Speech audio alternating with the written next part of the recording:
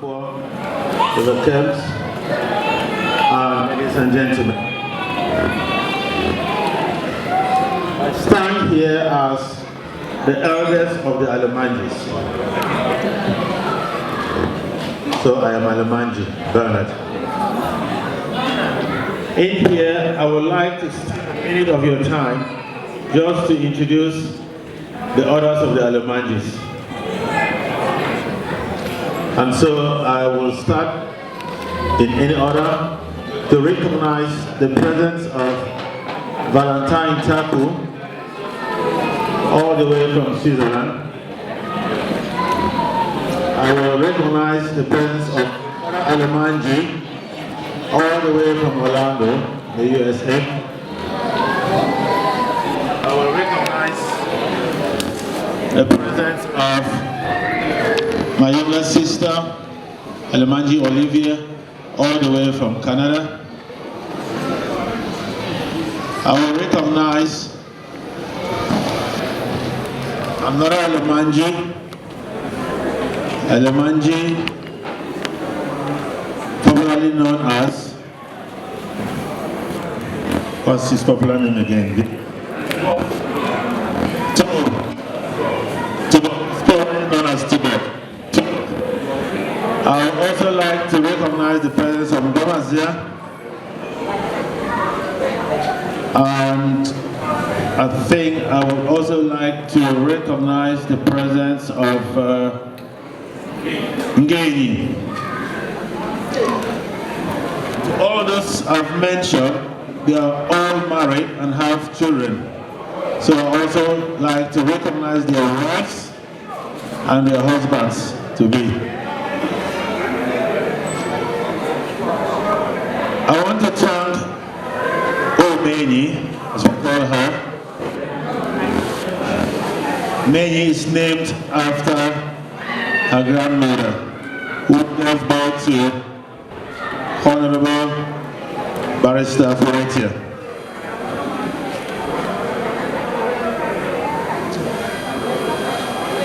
I want to thank her for her kind words to you, and I'm not going to repeat what she said.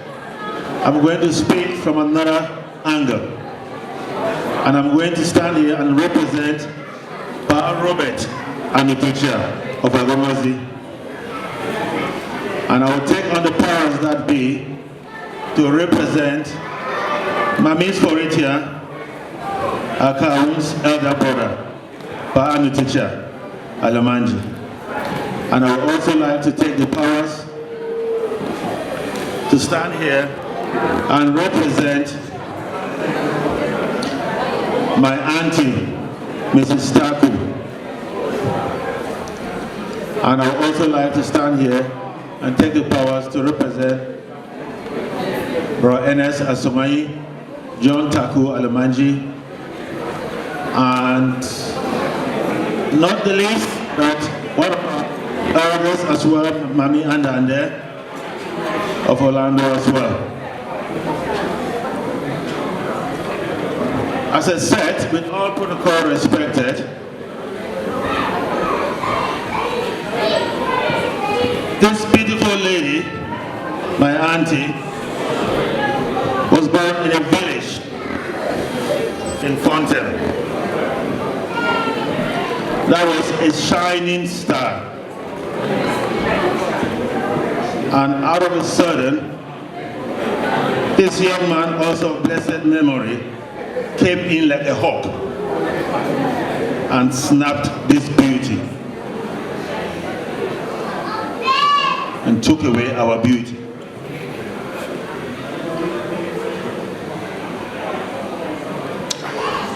On behalf of the Alamanjis, I want to recount a short story about whom my auntie was. In 1981, I went for my first holidays in the then Victoria. Those of you who remember the name VAR. Victoria was VAR. And that was my first holiday.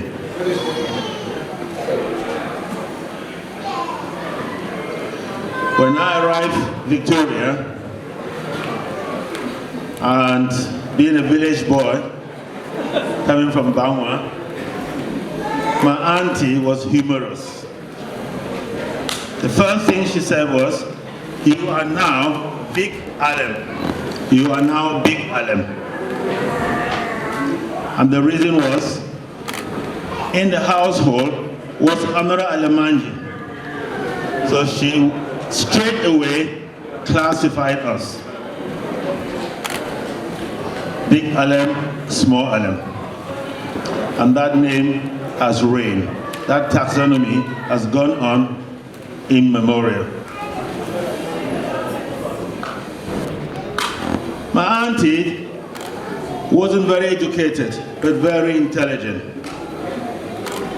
She was very intelligent. She spoke perfect English and wrote perfect English.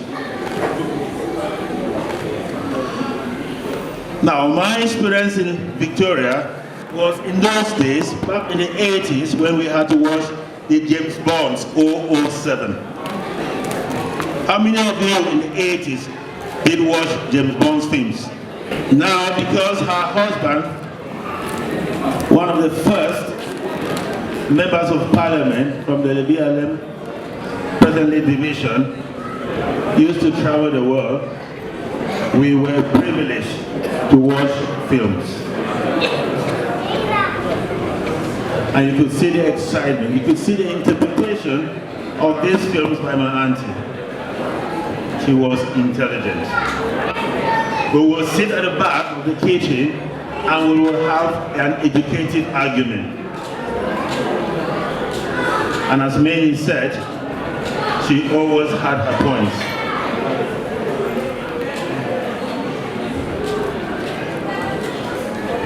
That was part of the 80s. In the 21st century, she was still a modern woman. I describe her as one of the most android ladies in our century. She communicated with everybody. She saw everything my wife posted from our shop floors. And she was a football fan. She would analyze a football situation to your embarrassment, and will have quarrels with you when it came to football. Now, I'm not going to keep you longer, so I'm just going to draw on some of the positive things that we've learned from our mother. Number one, be prayerful. Number two, love one another. And number three, be everyone's keeper. The last time she came here, I took all my kids and we went visiting. And she said, Mbo, which means, Papa, I want some plums. I want to eat some peanuts. I want to eat some sweet yams. And we brought all of that. And when she came visit this time, she rang me and said, I'm coming to you. And I said, Mom, can you please come and spend Easter with us? We will not be able to take care of you at this moment because we are a little bit busy. That did not annoy her. She said to me, Mo, please. All right, don't worry. I'm going to visit your brothers in Switzerland, in Germany, and when I come back, I'll come and spend Easter with you. And I said, Mommy, well done. Thank you very much for understanding. And she left. She went to Switzerland, has been encountered, went to Germany, came back, and Faithful Tuesday, rang my phone on a Wednesday. I had a missed call. And then on a Thursday, when she was supposed to be coming with Beja, on a Saturday, to spend Easter with us, I got a text from the jar after midnight. Bigalem, call me back. And unfortunately, I was sleeping. And I got up on Friday morning with a call from Valentine to say, sorry, mommy is no more. What a shock. What a shock. Well, she died on Holy Thursday. And as I said yesterday, mommy is up in the heavenly Mariapolis smiling at us. For when you live a life without fear, you die without fear.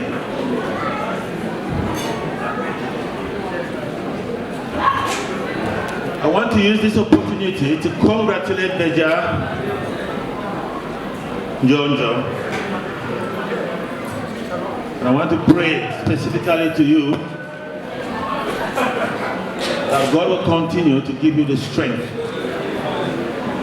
Having received the news of the death of our mom, you alone, in a 4-wall room with 2 police officers. That was a shock of your life. But I want to thank God for giving you that energy, that strength to withstand that shock. Beja, you are an example of this family because you handled the situation so well. I appreciate you so much, and I thank you for taking that challenge. And I hope we will all emulate your example. To Tebo, to Meni, to Ngeni, to Joseph, to Sister Clara, to Sister Beatrice, to Brother John, to Nkweta, and to all the families of the Alemanjis, of the Foretias here tonight. I want to thank all of you for the number of friends you have. Because if you were not good people, we will not have this population in here tonight. And I would like to end with this little parable. In the Bangla tradition, they said that a man killed a goat and ate it for 92 days. A man killed a goat and ate it for 92 days. Now that is already worrisome to some of you. Bangla people are 99, so you keep go chop and you want. That's not the meaning. The interpretation of that is, he killed the goat, did not eat it alone. He shared it to 92 friends. And when each of his friends also killed a goat, he was given a piece.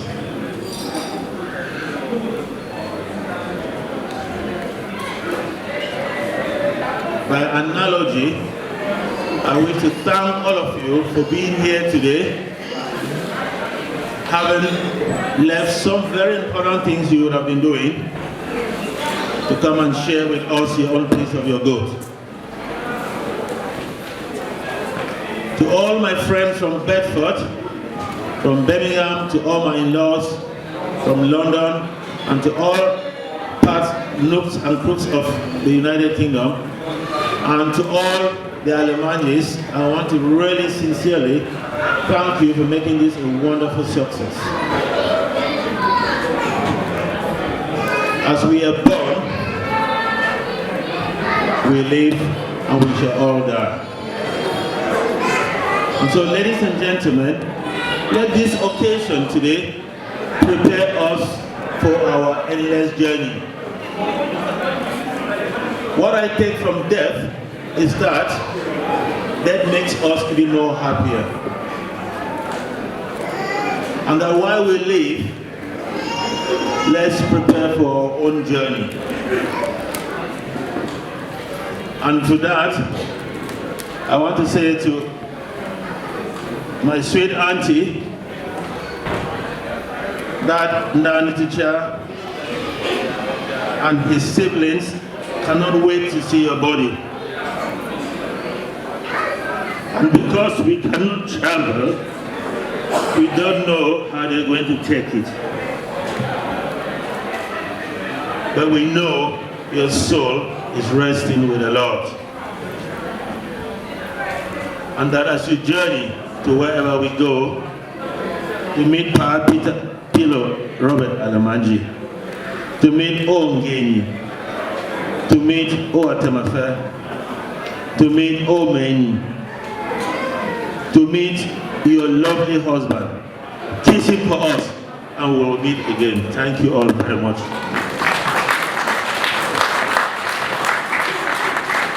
Thank you, Bernard. That was very, very moving. It was worth listening to. As I said, the elementary family is what is the family that brought up Auntie Mary, and you can hear from Bernard and from the UOG how important that family has been.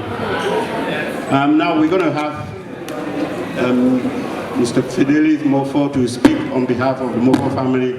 I will leave him to explain what the relationship between the Mofo family and Nami is. Yeah, I'm here to speak on behalf of the Acha Mofo family. And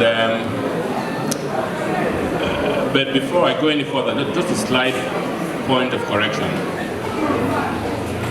Mami was very educated, not a formal education as you and me know it, but she was educated. Right, so my name is Fidelis Achamofo, speaking on behalf of the Achamofos. My father, S.A.K. Achamofo, was related to BTB, as we call him, not to his face. Ben Dajo Bejancho Foretia. His mother was my father's sister. And the mother was called O Imeni, which is, I guess, is how you got named, after your grandmother. And Beja after Bejancho, the father. So we'll call him B2B, but not to his face. So in fact, he is supposed to be my cousin, but obviously you can't call him cousin, so you have to call him uncle. So Sister Feli over there, I call her Sister Feli, but she's supposed to call me uncle, following the logic. But that is just not possible. So, as I said, I'm here to speak on behalf of the Achamofos. I left Cameroon a long time ago. Auntie Mary, and mainly Alem and the father, they always used to come home to visit when we were quite young.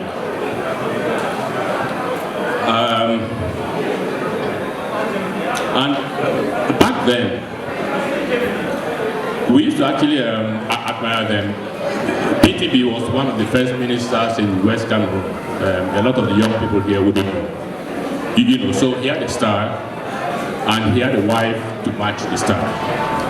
You know, very attractive lady, very humble, and I left Cameroon in 1982, which was, I probably saw her last maybe around the 80s, the early 80s, you know, and I would like to keep that warm spirit that I had of her within me before I left Cameroon. It is a very sad occasion when you lose someone so close to you. It is very difficult to let go, but at some point you realize that you have to. And especially someone like Auntie, from what Imenya said, she was like a friend, a mother, a friend, a sister to Imenya. And I'm not of the Facebook generation, but I actually saw some Facebook dancing of sweet mother with Beja and the mother, which I found quite, you know. And if I didn't know Beja well, I would have said, Beja, why don't you get a wife? You know. So, but that was Auntie, very warm, caring, and we are all going to miss her a lot. Thank you very much. Okay, we're going to have one more eulogy. Hopefully it will be very short because it's coming from me. Okay, I know that we're all looking forward to having some traditional dance. This is really what Mami would like to have. And as May already said, she's a nightclubber, and it would be wrong for us not to respect that. Well, I'm standing here really to speak on behalf of my family, and now let me just explain how the Kumba family is related to Mami. Just as the ladies have said, Mami's mother, Onge, and my father are from the same stock, and that's how the biological relationship goes. But for me, it's way more than that. I grew up in Mami's house, and I don't know if many of you remember, but my father brought me back in 1972, I think it was, to Limbe. It was called Victoria in those days. She handed me over to Mami Mary. I called her Mami at that time, even though she was my aunt or whatever, but whatever the relationship is. But for her, she's my mom. My father handed me over. I was 11 years old. I went to Lycée Gileng in Moliko, and she was everything to me. Everything I needed, Gary,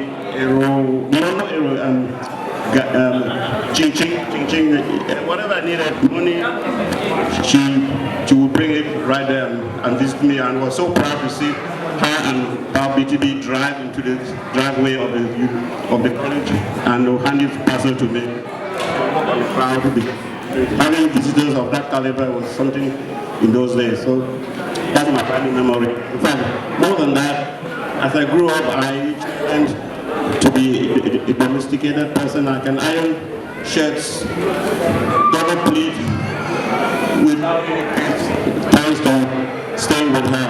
And that memory, I think, is what I will remember her by. And recently, as she stepped beside in London back in Christmas of 2017, I had the opportunity to host her in my house. We celebrated New Year 2017. 2017, New Year 2018, rather there in my house. Auntie Felicia was there with us. We had a ball, and I like to keep that memory of Auntie. Auntie, as you go to meet your husband, please keep that smile and keep remembering us, the children you left behind, the aunties, the grandchildren. Keep praying for us because we all need your prayers to survive in this harsh world. And as Bernard said, the family in Cameroon is waiting for you. I know Cameroon is not what it was when you left, but with the grace of God, your body and your corpse will be laid to rest right next to your husband, and there will be no issues. We pray for that. Thank you.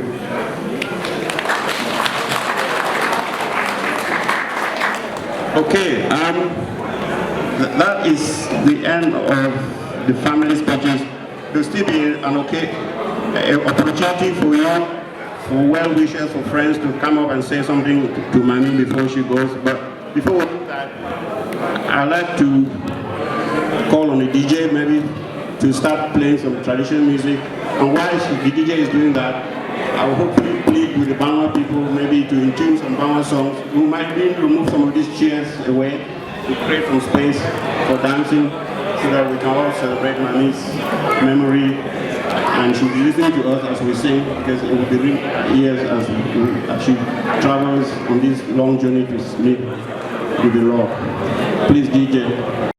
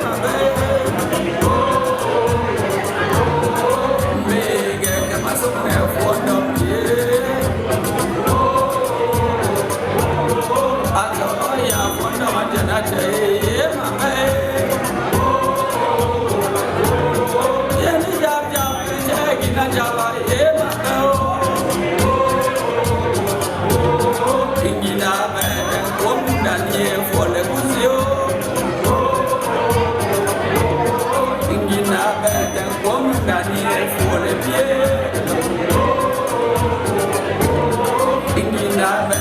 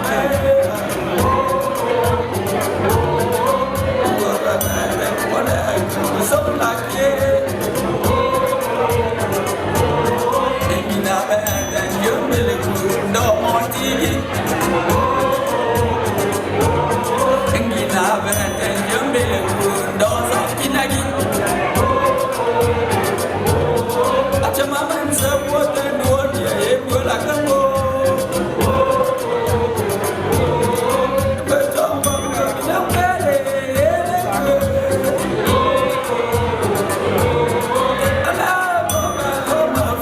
Ghiền Mì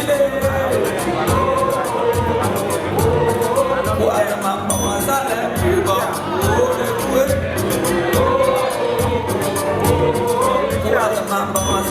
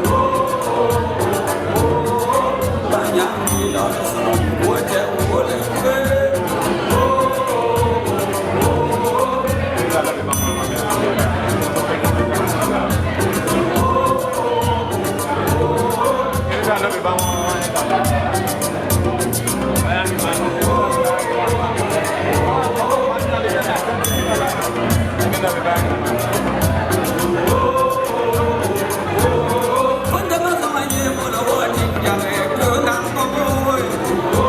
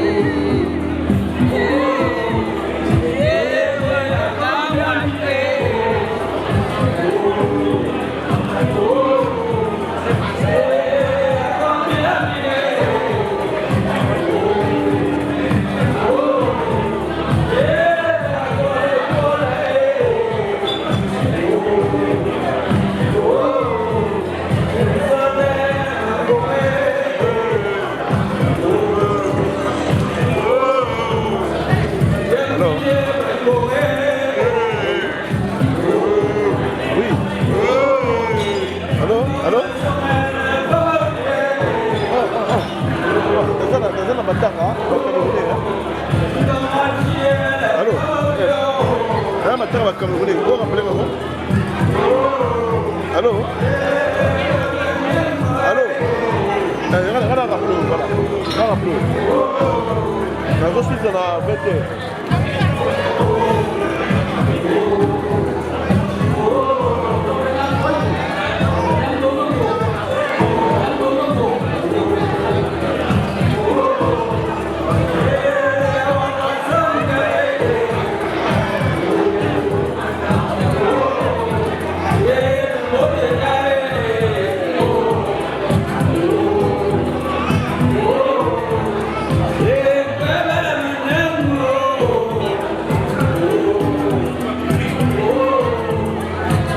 Yeah.